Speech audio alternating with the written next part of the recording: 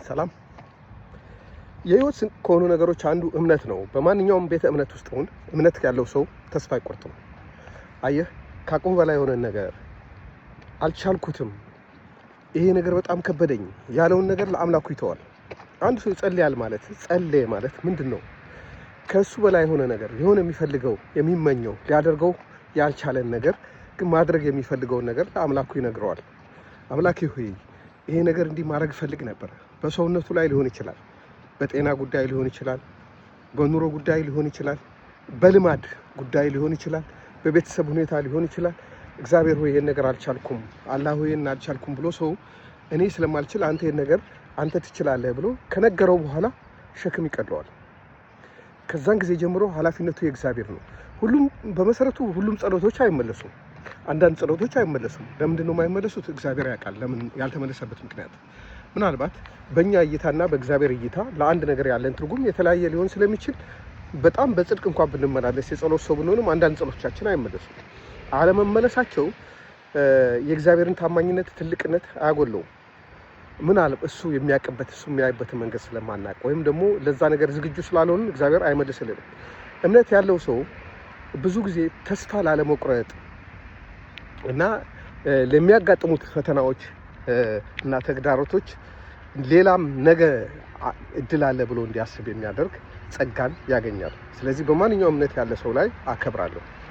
ግን በዛሬ ዘመን የእምነት ሰዎች ከማያምኑ ሰዎች የበለጠ አስፈሪ የሆነበት ጊዜ ነው። ሰዎች እምነትን የሚጠቀሙበት ለመጥፎ ባህሪያቸው መሸፈኛ ነው። በጣም ስግብግብ የሆኑ ሰዎች፣ በጣም ጨካኝ የሆኑ ሰዎች፣ በጣም ነገረኛ የሆኑ ሰዎች በእምነት ተሸፍነው አክት ያደርጋሉ። በእርግጠኝነት ከእግዚአብሔር ምንም ደሞዝ የላቸውም። እነዛ ሰዎች ደሞዛቸውን ከዚህ ምድር ላይ ይወስዳሉ።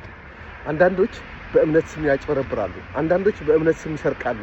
አንዳንዶች ታማኝ መስሎ ለመታየት የአማኝ ነኝ ለማለት አማኝ ስል የሁሉም ቤተ እምነት ነው አክት ያደርጋሉ። ከፈረንጆች ጋር ስታወራ እኛ የምንፈራው አማኝ ነኝ የሚለው ሰው ነው ይላሉ። አማኝ ነው ያለው ሰው በጣም በጣም በጣም በጣም መፍራት ጀምረዋል። እነሱ በጣም ራስ ወዳድ አማኝ ለእምነቱ ብሎ ሰው ሲገድል ካየኸው ነፍሰ ገዳይ ነው ማለት ነው። አማኝ ለእምነቱ በእምነቱ ስም ሰው ሲሰድብ ካየኸው ባለጌ ነው ማለት ነው። እምነት ከሌላ ሰው የተሻለ ህይወት ካልሰጠ አንተ መኖር ስለማትችል ነው በእምነት ውስጥ የተደበቀው ማለት ነው። እምነት የእግዚአብሔርን የአላህን ባህሪ ማትወርስበት ከሆነ፣ ልጅነትን ማታሳይበት ከሆነ፣ የአላህ ልጅ የእግዚአብሔር ልጅ መሆንን ማታሳይበት ከሆነ እምነት አይደለም።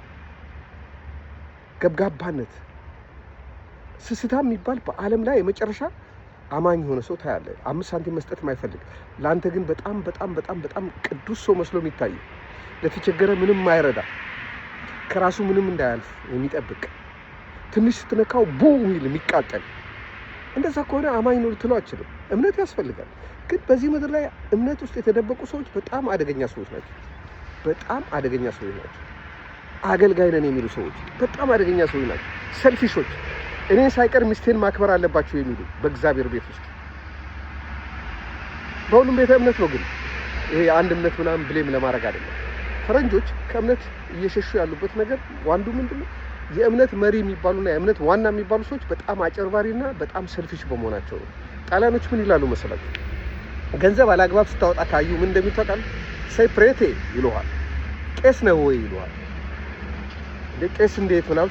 ቄስ ነው ሳይሰራ ገንዘብ የሚያገኘው። እንግዲህ ቄስ ከመባ ዕቃ ላይ ገንዘብ ይወስዳል ብሎ ያስባሉ ሰዎች። ለቤተ ክርስቲያን ምናምን ብር ሲሰጡ ምናምን ያንን ለግል ጥቅሙ ያውለዋል ብሎ ያስባሉ። እና ጣሊያኖች አንድ ሰው አላግባብ የሆነ ገንዘብ ሲያወጣ ካዩ ሴፕሬቴ ይለዋል። ግን በአብዛኛው እምነት የሌላቸው ናቸው እንደዚህ የሚሉት። ለምን? ለነቀፌታ፣ የእግዚአብሔር ስም ለነቀፌታ ለማስነሳት።